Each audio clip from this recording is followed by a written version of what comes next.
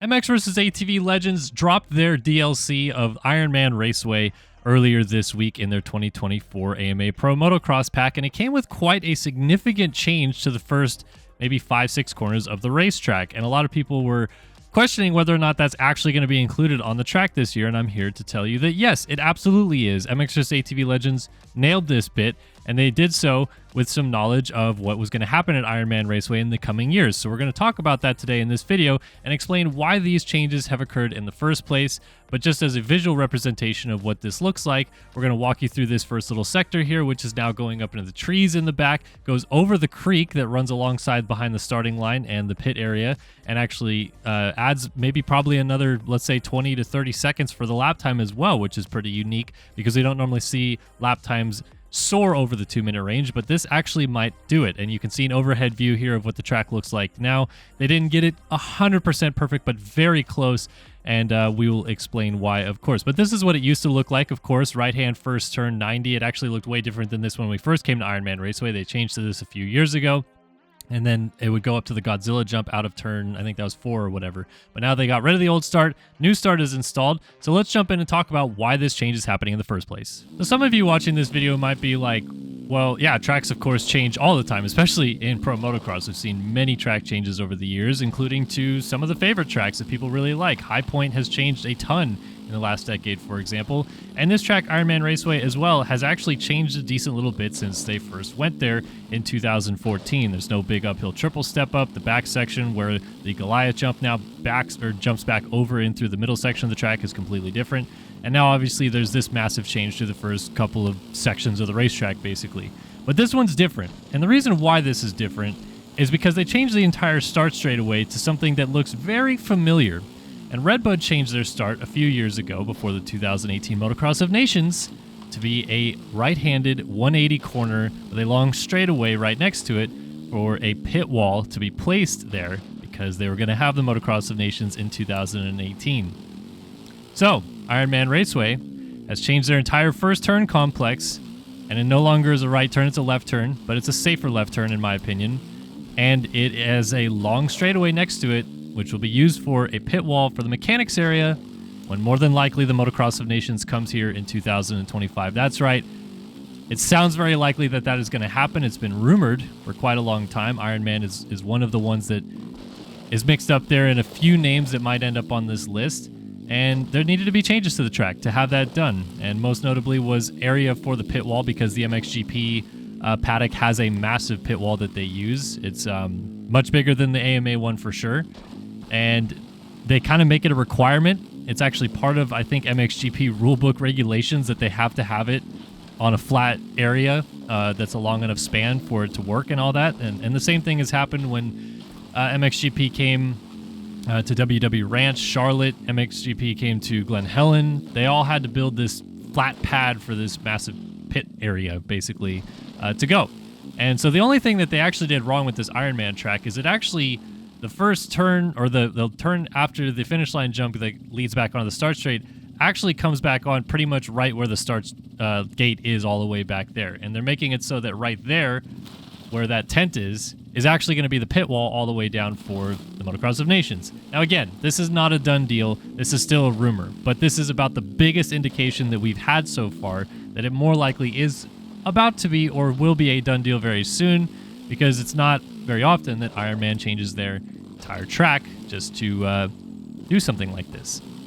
So that is a pretty cool aspect of it, for sure. Now, talking about this section that I'm in right here, which is going through these trees and going through these first couple of corners and stuff like that, as I mentioned, this is something they actually did last year, but they did not get approval to do it, so it was not used for race day, so they actually cut it out and moved on. But it was used during press day. It was used during all the amateur day racing. And so a lot of riders actually rode that section of track last year on press day and saw what it was capable of. Now, I asked a lot of them last year what they thought of it after the fact, and many of them said, not very big fan of it, especially quick off the start, very one line, will separate people.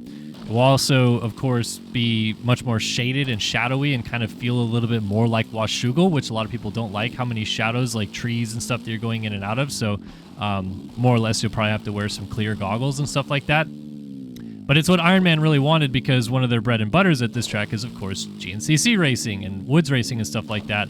And they added that to kind of add their own little element to this track, because this track had actually gotten very fast over the years. Not that it wasn't fast when it came on the schedule in 2014, but it had elements that slowed it down. It had some tight corners, downhills and stuff like that that led into tight corners, so you weren't going as fast down the hill.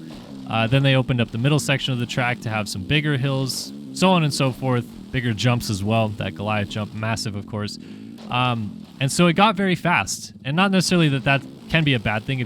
There's a safe way to build fast tracks, but more or less it just got to the point where I think things needed to probably tighten up a little bit anyway, and that's their way of installing something that tightens up the track a little bit. Now, for my thoughts on this couple of sections here, whatever. I don't think that this tunnel jump right here is going to be there, because they're not actually going to go over this tunnel right here. Instead, they're going to go straight across basically where the top of my helmet is. There's actually a bridge that goes across right. Actually, you can see that right there. There's right there. See that bridge? They're going to go there instead of the one that the track actually goes over.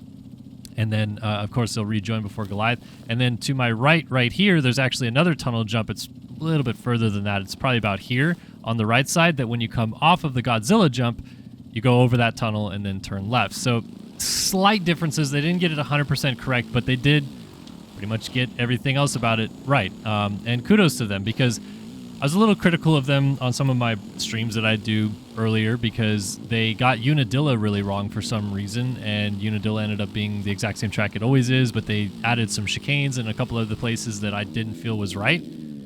This one, before the track even is raced, I think they almost hit the nail on the head, and that deserves credit, because they are doing their diligence behind the scenes of making sure that they get these tracks right when they release them, so us consumers can play the most, accurate track available. For someone like me, I come from the MX simulator / MX bike side. I'm more of a simulation game type of guy.